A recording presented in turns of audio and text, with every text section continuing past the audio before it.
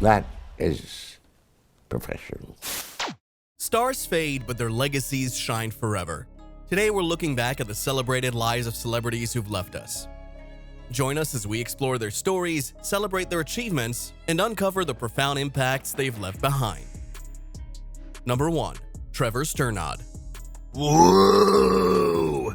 What is up, Keith? Trevor Sternad, ya boy, from the Black Dahlia Murder here. Shouting you out, trying to lift your spirits a little bit. I understand that you've been under the weather. That sucks. I have been a little bit too, man. Could be a lot worse. Hoping you don't have the big C or the big C. You know? Anyway, dude, I understand you're having some problems with working, being a server. It's either, doing it and fearing for your health or, not being employed at all right now. So either way, dude, I feel for you big time. I'm thinking about you, sending you some positive vibes. And I want to let you know that I really enjoyed the apparatus. So you got to keep grinding the apparatus, man. You know what I'm saying here? Get well soon. Metal Brother inspiration. Hang the fuck in there, dude. Hope to see you around, man. Positive vibes from me, the boys, and of course, Paul. Much love, Keith. What's up, everybody? It's Ghost Cult Keefy with another Ghost Cult update, and one I never thought we would have to make. Trevor Sternad, the frontman of the Black Dahlia Murder, has died. The band made an announcement on Facebook. There's not a lot of info at this moment, but he passed away today. We're deeply, deeply saddened by this news. Trevor was an amazing frontman and vocalist, but also a champion for metal bands far and wide all over the world, and also a friend to Ghost Cult. We will miss you, Trevor. Trevor Sternad was a major figure in the metal music scene, revered not for his roles in the film industry, but primarily as the lead vocalist and co-founder of the melodic death metal band, the Black Dahlia Murder. His work included powerful vocal performances in songs like Everything Went Black.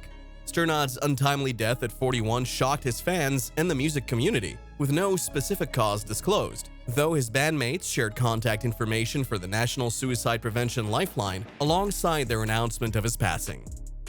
Number 2. June Preston. June Preston, born on December 29, 1928 in Glendale, California, started her acting journey as a child star in the 1934 film Anne of Green Gables. Transitioning from early Hollywood roles at RKO Pictures, she blossomed into a celebrated soprano with the Metropolitan Opera. Notably, she toured in 1952 as Mimi in La Boheme. Preston passed away after a battle with dementia on May 11, 2022. Number 3. Norman Lloyd. Norman Lloyd has died at the age of 106. This week's issue of Wealth and Honor, there appeared a profane and unauthorized article. Who could forget him as Mr. Nolan in Dead Poets Society? Lloyd died Monday at his home. He made his Broadway debut in 1927, and he broke onto the big screen in Alfred Hitchcock's 1942 thriller Saboteur. But Lloyd is probably best known for his work on St. Elsewhere. The people starting out, if they're going to be actors, whoever they are, let them behave in a professional fashion. That means doing your job, knowing your material, and performing. Spencer Tracy was asked the secret of acting. He said, hit the marks. That's saying professional. Jimmy Cagney was asked, what is the secret of the acting he does? He said, you stand on the balls of your feet and tell the truth. That is professional. No fancy stuff. No, I need a minute. You just get out there and do the job. To tell young people today, I don't think I'm capable of it because the business has changed so. For some reason, and I don't know what it is, you don't have the personalities anymore that you once had. The studios used to take these people Gable, Gary Cooper, really great stars, and develop material for them and cut it to fit them and enhance their personalities in such a way that they became stars, although they did have it within them. I don't see that happening now. So in my view, you don't have any stars such as the ones I mentioned. You have good actors. They're good actors. But they were a great group back in the golden age, so to speak. People ask me what message I would leave about myself. I'd say, I hope people say he was a professional. Norman Lloyd, born in Jersey City in 1914 as Norman Perlmutter, was a pivotal figure in American entertainment, whose illustrious career spanned nearly a century. Known for his role as the stern headmaster Mr. Nolan in Dead Poets Society, Lloyd worked closely with Alfred Hitchcock, contributing as both an actor and director on Alfred Hitchcock Presents. He passed away in his sleep on May 11, 2021, at the impressive age of 106. Tell you what the trick is, you go, ow! Number 4. Tissa Wijesurendra. Tissa Wijesurendra, a luminary of Sri Lankan cinema, passed away at 71 on May 11, 2020, while receiving treatment at the National Cancer Institute Sri Lanka in Maharagama. Born on April 3, 1949 in Panadura, Sri Lanka, Wijesurendra was celebrated for his compelling roles in films like Sihini Loak Soya and Rupan Tharana, as well as the popular TV series Hathara Dinama Surayo. His 4-decade career made him one of the most beloved actors of his generation, leaving a profound legacy in Sri Lankan entertainment.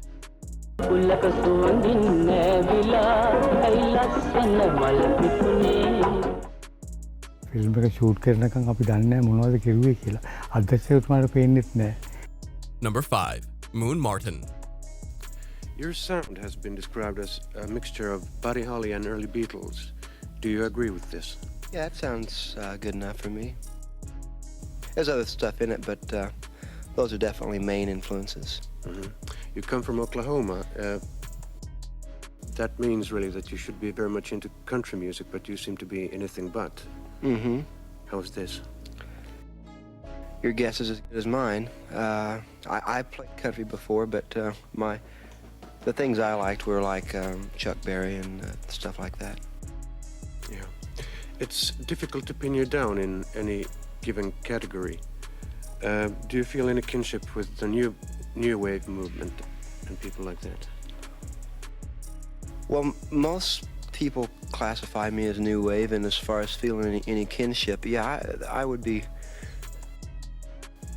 If I had to be categorized, I'd take that category before I would anyone else. Mm-hmm. Right. Your lyrics also have a very bitter edge to them. Would you call yourself a pessimist? A pessimist? Would I call myself a pessimist? Yeah. No, I call myself mainly an American, and small and short with blonde glasses mainly. Pessimistic? Who knows?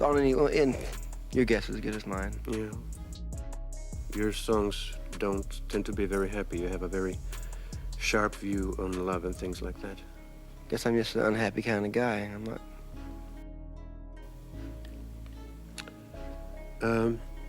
Many other people have made hits out of your songs. How do you like their versions? I don't think I've ever really heard a cover song of mine that I've disliked. There's some that I like better than others. I like the Robert Palmer one. I think that's really good. And the Mink DeVille Cadillac Walk was real good. Yeah. Are there any other people apart from these that have recorded your songs but that haven't come out yet? Well, yeah, there's Ronnie Hawkins, who's an old American rockabilly artist, has done one, and Rachel Sweet just finished I Got Reason. I think it's going to be released in a couple weeks anyway. In Europe anyway. I think it's going to be released January in America. Yeah. And then the inevitable question, why is your name Moon Martin? Why are you called Moon Martin? I guess there for 4 or 5 years I had a preoccupation with putting the word moon in a lot of my songs. That's all. That and some bizarre night behavior, maybe. But other than that, I can't think of anything. Moon madness. Moon Martin was a distinguished composer and musician whose contributions to both the music and film industries were profound. Known for his catchy hit Bad Case of Loving You, Doctor Doctor, which was famously covered by Robert Palmer, Moon's influence extended into soundtracks for several popular films, including Just Like Heaven and Talladega Nights, The Ballad of Ricky Bobby. He passed away from natural causes on May 11, 2020, at the age of 74. Number 6. Jerry Stiller.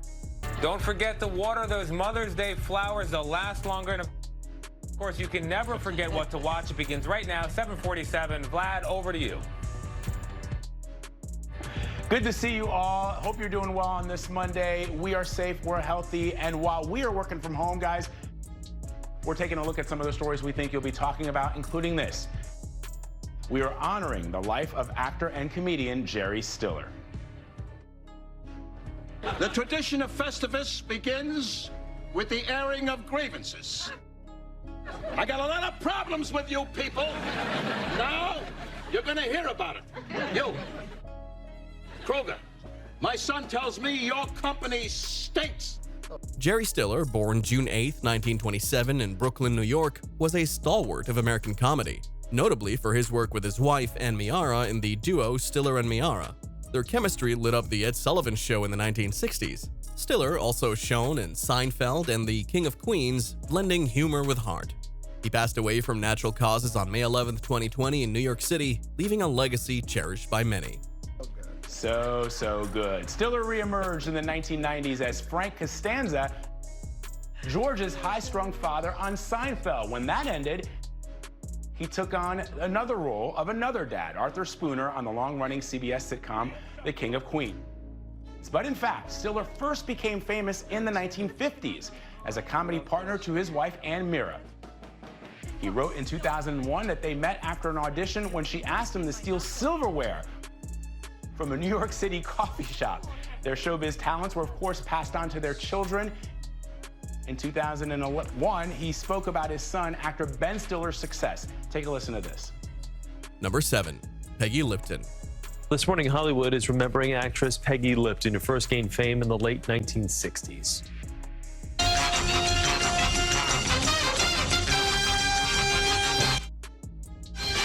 Lipton starred as one member of the crime-fighting trio in the Mod Squad, the groundbreaking TV show featuring an interracial cast of undercover cops aired from 1968 to 73. She also appeared on Twin Peaks. Lipton was born here in New York and raised in Nassau County in the town of Lawrence. She died from cancer yesterday. Her daughters, actors Rashida and Kidada Jones, were by her side. Peggy Lipton was just 72 years old. Really sad to hear about that passing over the weekend. Peggy Lipton remains an emblematic figure of the 1960s and 1970s, celebrated both for her role as Julie Barnes in the Mod Squad and as Norma Jennings in Twin Peaks. Her cool, calm demeanor and significant roles in groundbreaking shows made her a beloved icon of television. Oh no, David Lynch. It was David Lynch, and I read the script and thought it was amazing, and I went into his office and he cast me right there. It was something it's what he saw in me for that part at that time. What do you hold personally to the show? What do I hold to the show? It was the most fun acting job I've ever done, excuse me. It was the most fun and the deepest. I had really crazy deep experiences, like where I really went to places because he allowed you to. The material allowed you. We kind of had time in the beginning. So, yeah.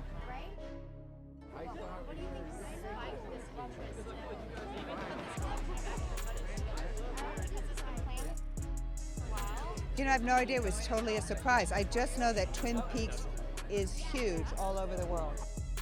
Number 8. Hua Magasiva.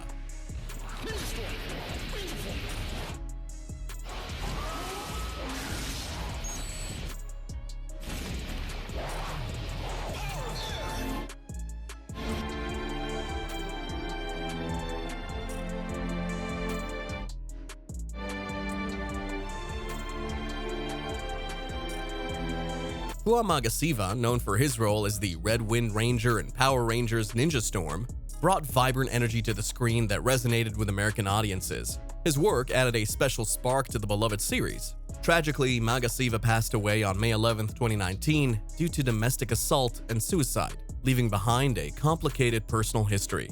Was awesome. I couldn't believe it, because you watch this stuff as you were growing up as a kid, and then it got pulled off, obviously because of the violence. But then giving the opportunity to go, wow, it's Power Rangers, it's quite up there. So I got an audition, got a callback, then got my final callback, and I managed to get the role as Red Ranger, which was the leader.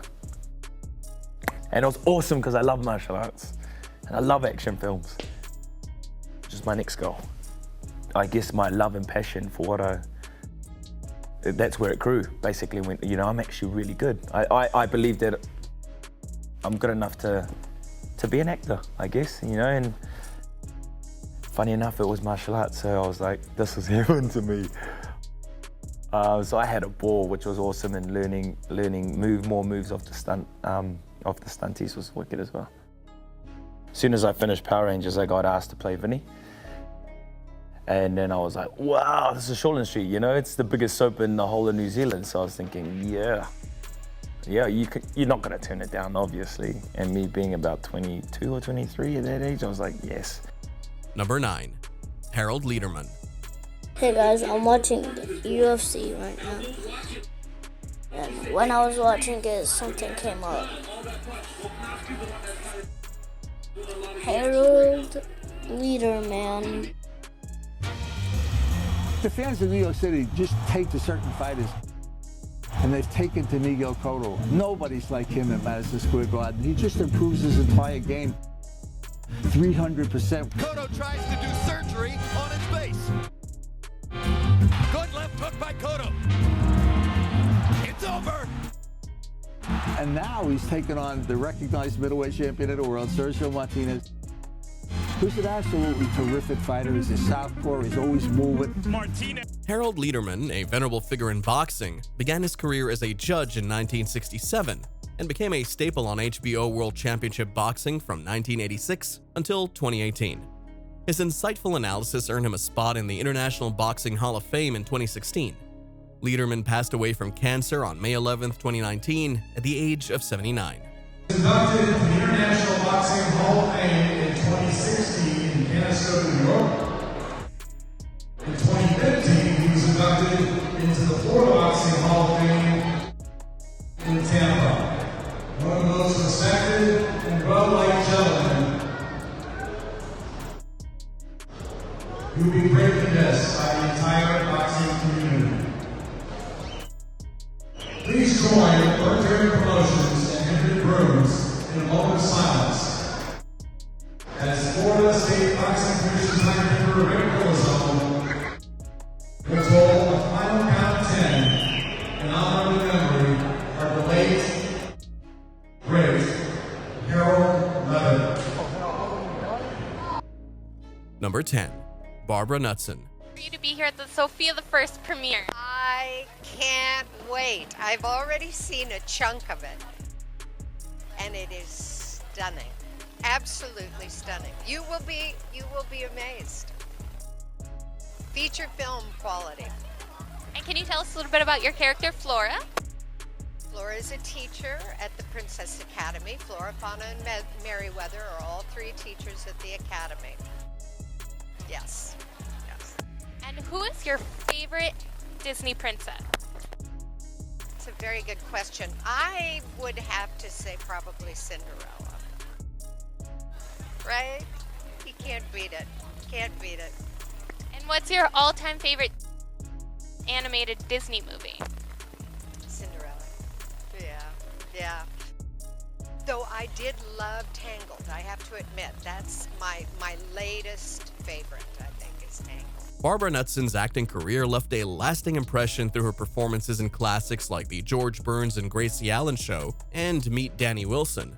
Her versatility across television and film during the golden age of Hollywood showcased her depth as an actress, and her passing was a reminder of the enduring legacy of those who shaped early American television. Thank you for joining us as we remember the stars who've left a lasting legacy. Their stories continue to inspire. Insurance man, aren't you, Mr. Neff? Well, I've been at it 11 years. Doing pretty well? It's a living. You handle just automobile insurance or all kinds? All kinds. Fire, earthquake, theft, public liability, group insurance, industrial stuff, and so on right down the line.